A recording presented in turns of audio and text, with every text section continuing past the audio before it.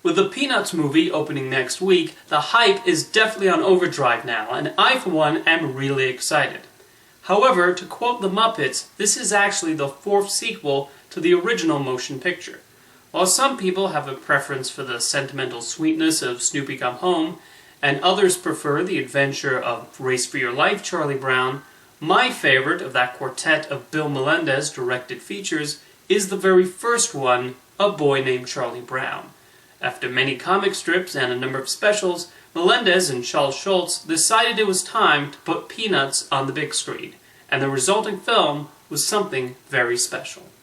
Most of the beginning of A Boy Named Charlie Brown are taken directly from the comic strips, and Bill Melendez manages to transfer them to animation very nicely.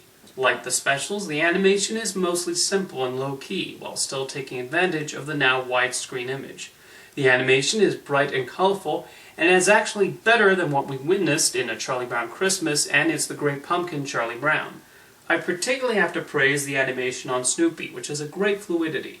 However, the main focus is on Charlie Brown and the constant bad luck he has. The start of the film really does act like a best of, as we see Charlie Brown's efforts to kick the ball, trying to fly the kite, his troubles on the baseball field, and a visit to Lucy's psychiatry booth. The central storyline is, in typical Peanuts fashion, a rather simple one. It's mainly about Charlie Brown trying to win a spelling bee. It's pretty basic, but Schulz takes it to many comedic possibilities, as we see the toll it takes on him. Even with failure constantly following him, we root for Chuck to actually win the thing. That was the beauty of Peanuts. Even though we would watch things go wrong for him again and again and again, we still held out hope that maybe one day he would succeed. Peanuts was a very optimistic comic strip, as one of its major themes was the idea that even if you fell off your bicycle, you can always pick yourself up and try again. What really sets A Boy Named Charlie Brown apart is that, and I'm probably not spoiling much here, Charlie Brown does ultimately lose the spelling bee. This is a movie that dares to say you can try hard to achieve something and yet still fall flat on your face. But does Charlie Brown give up? No, sir. He gets out of bed and tries once again to kick that ball away from Lucy's hand.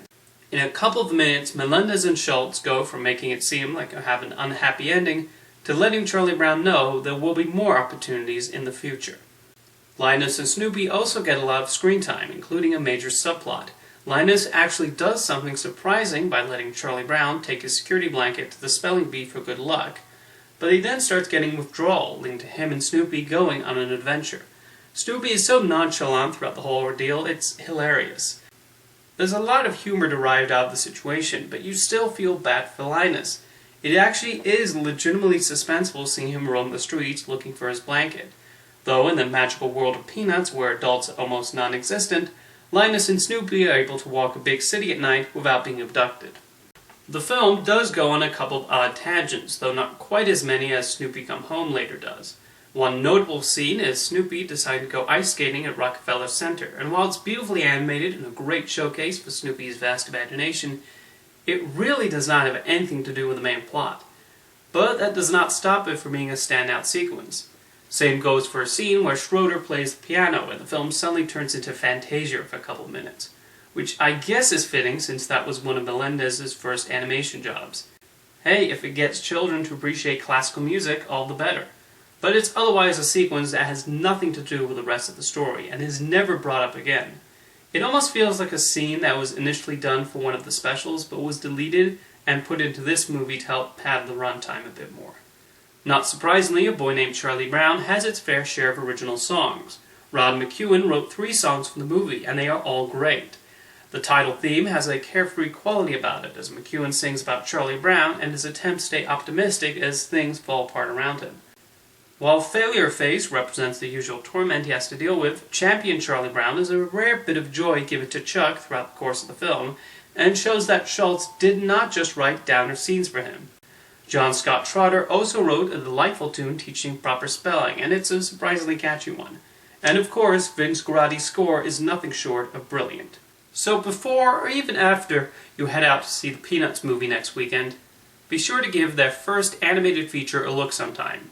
It showed that the blockhead and his beloved beagle could sustain more than 30 minutes, and be just as fitting on a cinema screen as they are on the comic strip page. It's not quite as well known or as repeatedly played on television as the holiday specials, but it's just as worthy of carrying the Peanuts name.